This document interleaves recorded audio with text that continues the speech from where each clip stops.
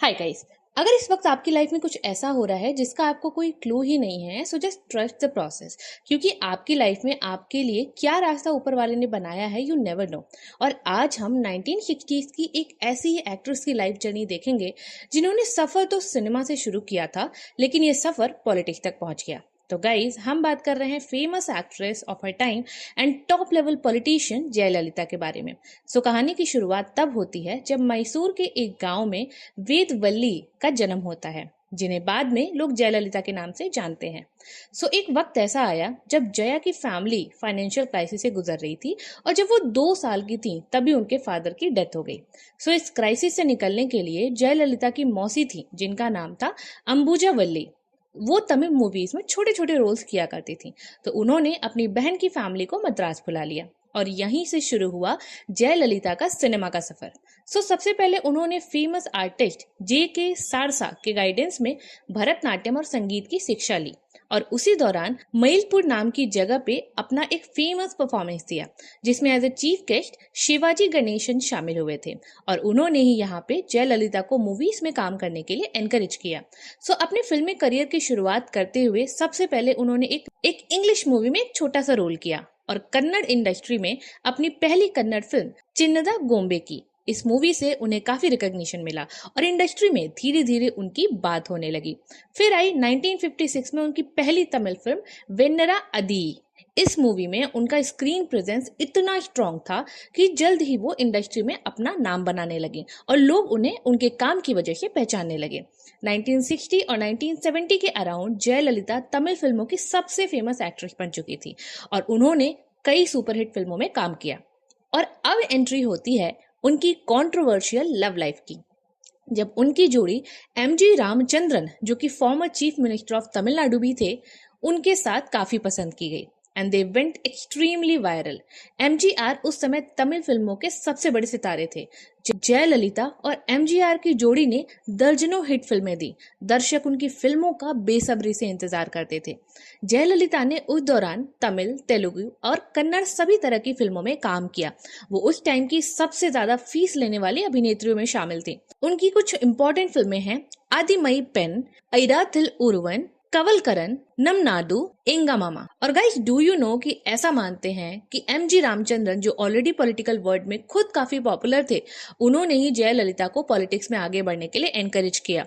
1982 में जयललिता ने आधिकारिक रूप से MG रामचंद्रन की पॉलिटिकल पार्टी ऑल इंडिया अन्ना द्रविड़ा मुन्नेत्रा कंजगम AIADMK को ज्वाइन कर लिया।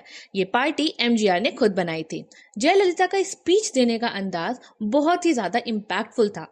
वो इंग्लिश और तमिल दोनों भाषाओं में फ्लुएंटली बोलती थी।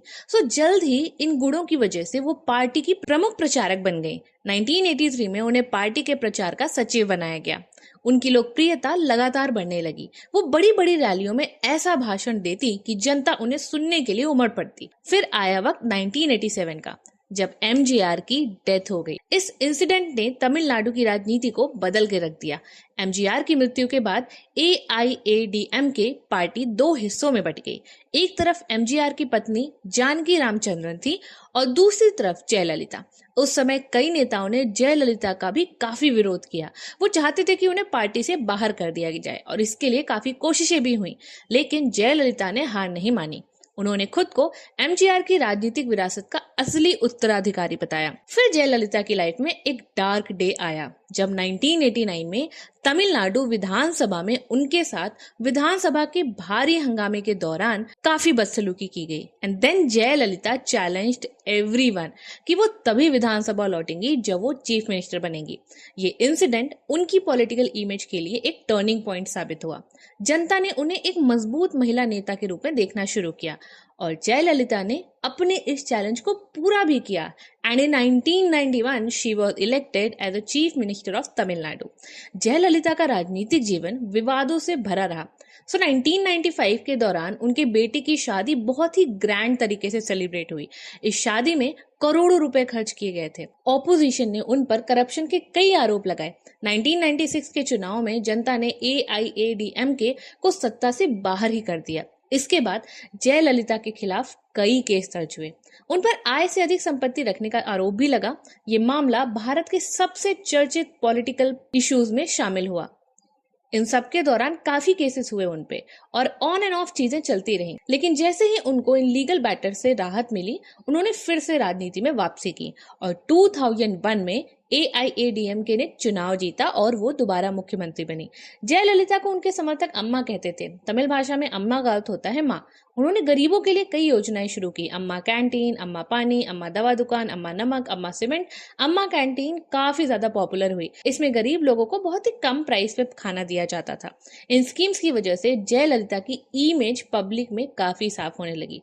और अगर आप कैलकुलेट करो तो she was chief minister of Tamil Nadu for almost 14 years, 1991 to 1996, 2001 to 2006, 2011 to 2014 and 2015 to 2016।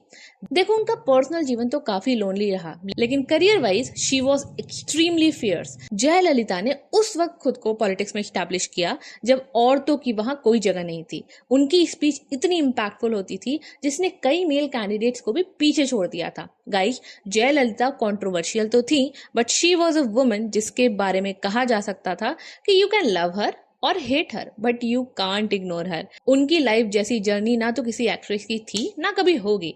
And sadly 5 दिसंबर 2016 को Jayalalithaa, former chief minister of Tamil Nadu, की डेथ हो गई। सो गाइस, ये थी इंटरेस्टिंग कहानी 1916 की बॉलीवुड एक्ट्रेस जयललिता की। कमेंट डाउन बिलो अगर मैंने कोई पॉइंट इस वीडियो में मिस किया हो। And don't forget to subscribe my channel for more videos like this. Thank you.